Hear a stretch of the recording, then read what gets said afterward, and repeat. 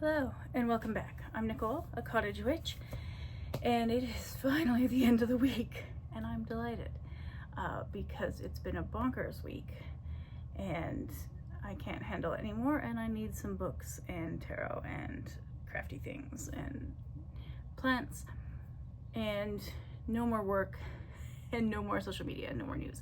Actually, for the last few days I've been off all social media, just like on a detox sort of thing, because I can't cope with the state of anything at the moment. So taking a little break.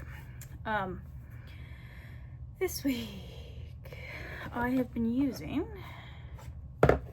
whoops, the same deck I was using last week. Well, one of them, the Scarab and Dahlia. It is, sorry, frog in my throat. It is so beautiful. I love it. It's on the one hand, it looks kind of subdued, muted, I don't know. On the other hand, sometimes you get cards and it really just isn't. Like this guy. Nothing subdued about him. So yeah, I've been really enjoying this. It's been on my desk all week because I've been working from home this week. And it's been also on my arts and crafts deck. So if I just needed inspiration, if I just wanted to pull something for fun, it's been the deck I use for that. And then I was also puttering around with this one. This is the Carte Divinatoire de la Grail. It's very kind of moody, I guess. It's, oh, the cards are stuck together a little bit. It's been rainy and thunderstormy all week, so this has sort of suited the feeling of the week. Because I was using the Avatara and the Maria,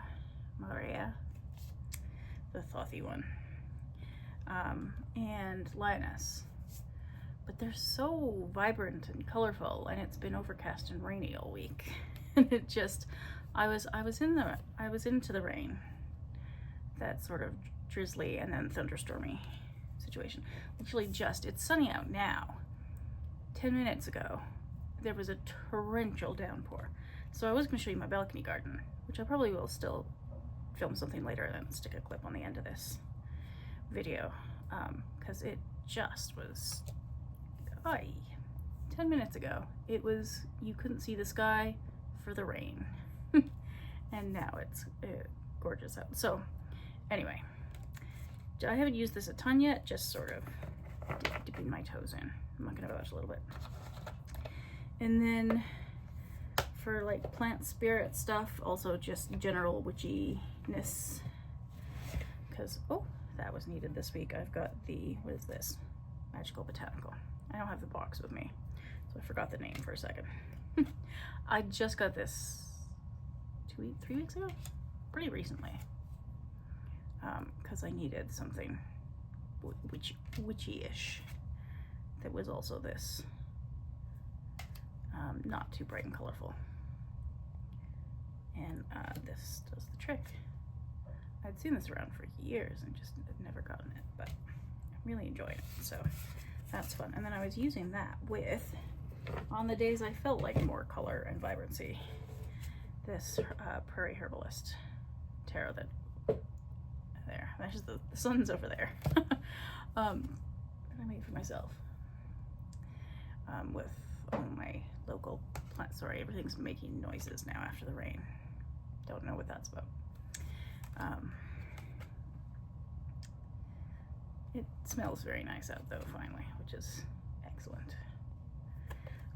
So yeah, been more out and about on walks and things, even in the rain, when it wasn't, you know, a downpour, when it was just a drizzle.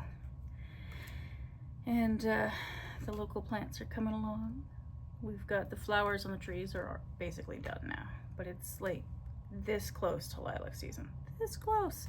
On any given lilac flower, about 3/4 of the flowers have bloomed now, so that's exciting. So yeah, it always feels like we're a bit behind everybody else up here.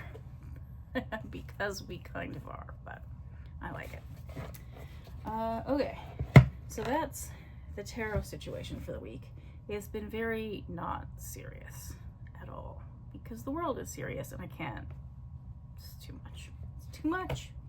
So it's been just for fun things this week, just like fun little spreads, just what, you know, like those sorts of open-ended, what to focus on today, what to focus on in my arts and crafts or whatever. That kind of shenanigans is what I've been up to. And then, okay, in the books category, I actually did finish a book this week, which is Ada and Ardor, I don't actually know how you say it, by Nabokov. I love Nabokov. I am very confused by this book. I got, I don't know, I was maybe like, you know, a fifth or a sixth of the way into it, not super far into it, and was like, have I lost the ability to read? Do I not know how novels work now? What's happening? It is so weird. It's so, I just have no idea how to begin to describe this book. Yep, no clue. It's a strange one. Maybe don't start with it if you're gonna read Nabokov, because he's a beautiful writer. At a certain point, I did kind of give up trying to figure out how to follow what was happening. I mean, broadly, I could follow what was happening, but the specific details at any given moment, I'm not entirely sure I knew what was going on. But I could, in those moments, just enjoy his playing with language, which was fun, and he does very well.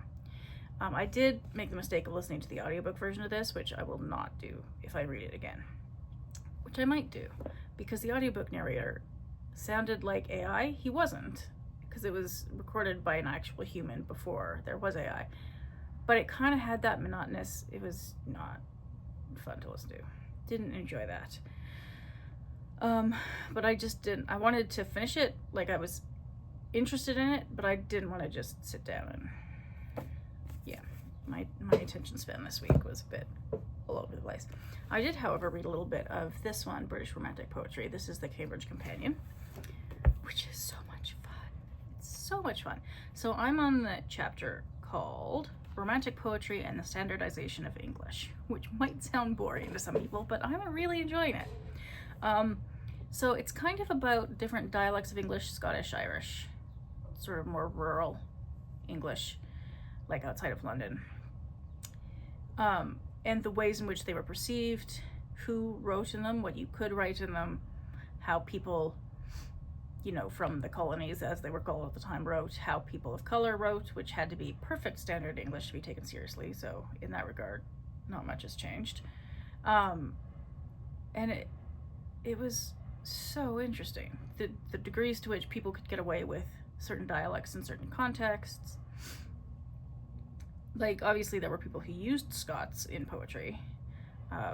Burns, Scott used it more in, I think, his novels than his poetry, but it's definitely in his novels, which is not easy to follow if you don't understand Scots, which I do not. Yeah, I'm only halfway through and it's already really interesting.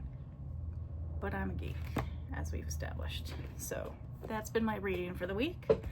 And then I got from the library, okay, I haven't started this yet, but I got it from the library and I'm excited about it. And it weighs a ton. This is Hannah Höch. I don't know, it's a German name. I have a German name and I can't pronounce German names. She was a collage artist. Before she was part of the Dada movement before the First World War. She was the only German woman involved in that movement, really, before the Second World War. She was pretty well silenced by the Nazis during the Second World War because she was too critical of like gender roles and things like that, and appearances. She used a lot of androgynous people in her collages, and yeah, the government at that time was very like, you have to be a feminine woman and a masculine man and fit these Aryan, you know, stereotypes, whatever. And she didn't, and her art didn't, and so that did not go over super well. So she kind of faded into obscurity because she was so, like, she wasn't allowed to exhibit or anything like that. But in the 20s, she did quite a lot. Let me see if I can find, this is a famous one of hers. So she's an artist I discovered from that Women Artists book that I think I talked about last week, which is super fun. And her collages are they're often very busy. And she was among the first to use modern images from like magazines and stuff, because she worked at a women's magazine in, I can't remember which department. Fashion, maybe? Can't remember. Anyway, so she started making these collages of, oh, the paper's a little shiny. There we go. And Dada means nothing. It doesn't mean anything, which was kind of the point, because quite a lot after the First World War didn't mean anything anymore. And so it was sort of fit into that cultural context. Anyway, it's got a bunch of her art. It's got a bunch of notes of her, like, about her artwork. I haven't read it yet because I just picked it up maybe an hour ago from the library. And let's see what else is in here. She did some abstract watercolor and whatnot. Is that gonna, sort of. And then she did a bunch of collage. So she was sort of at the forefront of this photo montage movement in art. And yeah, I find her work fascinating. I just look at it and I'm not entirely sure what's happening. I don't know if anything's happening. I mean, sometimes there is social commentary in her work, and that's kind of what got her into a bit of hot water later. I mean, she wasn't deported or sent to camps or anything, but she basically just stayed in her house through all of the 30s and 40s. Because by the mid 30s, she couldn't do anything publicly. And then it's just, I don't know. There's something that I find fascinating and want to understand more, or try to understand more about her work. So some of it has that sort of like meaningless quality, but some of it is social commentary. And I have no idea what's what, but I will have more of a look through this book. It has seen better days. So that's Hannah Ho. Okay, in the arts and crafts department, I did finally,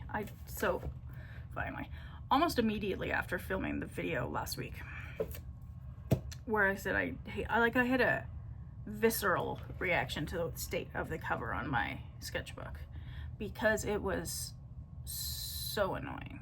I hated it so much that every time I looked at it, I was just, no, absolutely not. So then I wasn't using it, so then I fixed the cover situation a bit. So this is the current state. So I basically used tissue paper to cover up everything else, and then there's newspapers and a serviette and some imagery. And this is sort of my comment on time in this book, because this was a book from my grandma. Time and artwork, I guess. And then I did the back as well. And what else did I finish? Oh yeah, I finished these 2 pages. Yeah, they're showing up okay, I think. Sort of like, it feels weird because I have a different camera view this time, peeking around the side of it to see if it shows up. These were just playing with texture and form, like texture and lines, rather. That one's not done yet. This, I think, is done. This, I don't actually have this deck, but I got this card somehow. I can't remember how I did it. I think it was from a metaphysical store near me. And then this one's not done yet, but I wanted, George O'Keeffe did landscapes as well as flowers, which I didn't know. And then I saw this one, and I'd cut off paper from the other side of this for something else. But I wanted to keep a bit of this landscape because I really liked it, and then this matched too well with that, so I just stick it here and I'll think of something. This was just mucking about with colors that I don't, and colors and imagery I don't usually do anything with. It's very like cheerful and cartoon. Same with the back here. And then what else was I playing with? yeah, played around a bit in here on these ones, just with more collages. I just had a day of like madly collaging just all sorts of things, and I would do on certain pages, I would intentionally do something the way I wouldn't normally do it. So whatever my first instinct was, I wouldn't do that, and I'd intentionally do something different than that and try and figure out how to solve it so that I liked it in the end. So that's been quite interesting. This is also, so this is, I think this is a Holocaust related picture. I can't actually read the writing, but I think that's what it is. And then, so this one started out quite dark. And then I was just playing around with ideas of home and childhood, because even in a war zone, kids are still kids. I mean, they're traumatized kids. They're still kids. There's a popsicle recipe behind there. So that was fun. So yeah, I did some playing around with that. I made myself, so I'd cut out as well a couple of templates for my phone. And then I made myself a couple of collages. So this one's gotten a bit crinkled because it's been, I think I put it in my phone before it was like 100% dry. Whoops. But I like it. And then this one with the galaxy. And I enjoy that. That was an accidental one where I kind of happened across that by accident and really liked that image, and so I stuck it on the phone system because I just have a clear case, so I can.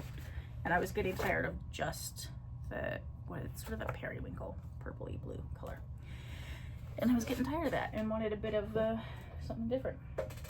And then I did only a little bit of painting this week. These are taped on here. So I was just kind of mucking about. This is just more mucking about, painting over things I'd painted before. This is something I'm going to paint, where you just create lines through 4 different panels and try and have the same, line density in each one, and then just play with color and texture and whatever. So I'll do that. And then I was getting tired of just working on one at a time and then waiting for it to dry. So I have a second one of just, like, this is only the paint as I was trying to get it off my brush, just to get something down there, to have something to play with. But yeah, I've been playing around with acrylics lately, which I haven't done in like a decade. So most of it's been limiting myself to one brush and one palette knife and just trying to remember how things work, like how it feels. But it's been fun. And then, this is my favorite thing from the week. I made a collage of my grandparents. So this is, aside from this, which is from my brother and sister-in-law's wedding with the crabapple blossoms, because my grandma had a crabapple tree, and this little footprint, which is how my other brother and sister-in-law sign all their cards for their dog. Aside from those 2 pieces of paper, everything on here is from 61 or earlier. Like, most of it's from the 40s and 50s. Some of it's from the 30s. And this is just all papers that mean something to me and meant something to my grandparents and what I know about them in their lives. And they both passed on now. My grandpa quite some time ago. And this was just on, I had some spare hardboard kicking around, and yeah, that was fun. And then, I used up some burlap on there as well, because when he was growing up in the 30s, there was a time when my grandpa and his family just had burlap as a front door, which in north central Saskatchewan, very not good. Yeah, so that was this, and that's gonna go back up on my wall. And then I did do some playing around with my loom. So basically, I'd almost used up my burlap, and then I thought I should buy more burlap. And then I thought, what if I could have purple burlap? I could paint it purple or something. And then I thought, you're a dunderhead, you have a loom and purple thread, you can make your own fabric. But this was on my loom already, so I had to finish this shawl, which I have now done. It does have mistakes because I was in a bit of a rush. So it's 3 colors. The one in the middle, what used to be more tan, and then the red, when I washed it, was very, very oy. It bled a lot. So yeah, it's a long, I can't do this looking at a camera. That's awkward. Anyway, it's very long, and I might still twist the fringes with a little twister thingamajig.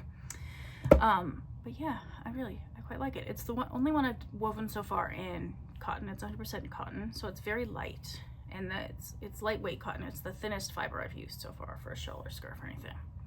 So, but I'd wanted something more for warmer spring and fall days, because all the other stuff is just heavier wool. So I did this, got that off the loom, and now I can go there. And now, okay, this is the state of the loom currently. So last night, after I finished the scarf, I put this weft on with a much wider weave. This is a 8-dent heddle. Yeah. And this is the state of the purple burlap. It's not really burlap because it's not twine. I could make something with twine. This is just the header. And I'm gonna do a hem stitch here. But yeah, that's how the purple burlap is coming along. And I kind of love it. And so I found some YouTube videos about how to do lace, woven lace. So there are a couple other patterns I'm going to try that you can do on a Bridget Heddle loom. There are some that require fancier looms, but some you can do on this one. So I'm going to give it a go. And this is my little balcony garden. So I've got some yarrow and peas and tomato and other shenanigans. Nettle that I've really got to do something with pretty quick here. Bunch of other plants. This is one of the rescued ones, the fringed sagebrush that came back this year, and it is gorgeous. It's so soft. Whoops. And it smells lovely as well. Oh, and one of the other things I forgot to mention was I gathered some spruce tips and put them in honey. So I have spruce tip flavored honey now, which is lovely. Ooh, I'm trying to step over the water because it's still wet out here. I've got some lettuces going, some basil. It was looking a little worse for wear for a minute, but I think it'll be okay. Thyme and tarragon and more tomatoes, kale, and yeah, lots of lettuce. The lettuce is doing well so far this year. And then this was not faring so well, but I think they've settled in now. Same with the echinacea. This is echinacea, and it was looking a bit not super happy.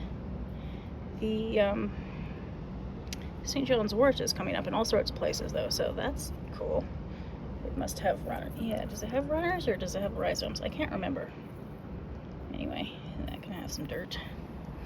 And yeah, so this didn't come back. This was the white sagebrush. That didn't seem to come back, which is too bad. I might try and get some more this year and see if I can try again. But I've got some flowers starting. Only one little marigold here at the moment, but yeah, that's the state of my little glamorous balcony. Oh, I forgot about these ones. It's a bee balm sort of a year, apparently. It's just bee balm everywhere. So now I need to find out what to do with it. Anyway, if you made it to the end of my ramblings for the week, thank you for watching, and I'll see you next time.